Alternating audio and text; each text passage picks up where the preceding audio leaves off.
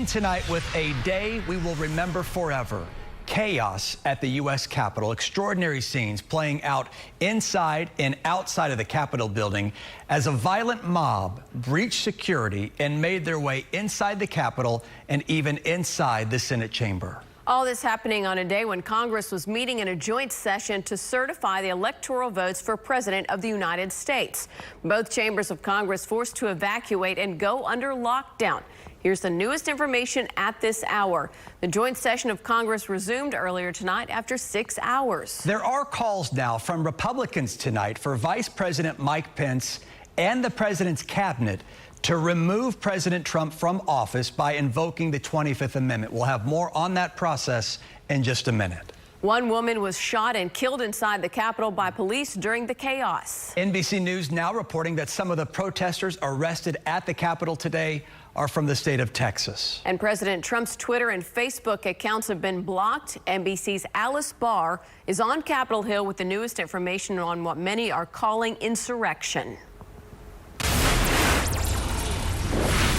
The nation's capital on lockdown tonight, under curfew, hours after the U.S. Capitol and democracy itself came under siege. One person was fatally shot in 3 hours of chaos after a mob of supporters of President Trump and his false claims about the election surrounded and then stormed the Capitol. The drama unfolded this afternoon as lawmakers had just begun the traditional process of counting electoral votes, confirming Joe Biden's victory as the next president.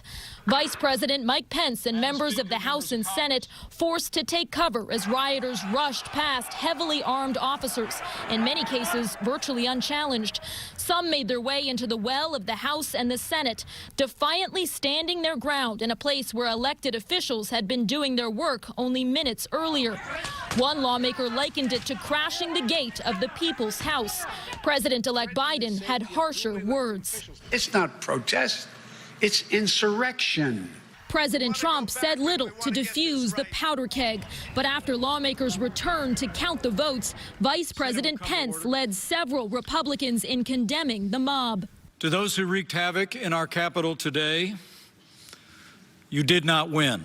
They tried to disrupt our democracy. They failed.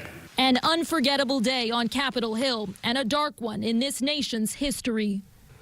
The police officers who guard the Capitol are facing harsh questions and criticism tonight about why they weren't better prepared and allowed a mob to take over what's supposed to be one of the most secure buildings in the world. In Washington, Alice Barr, NBC News.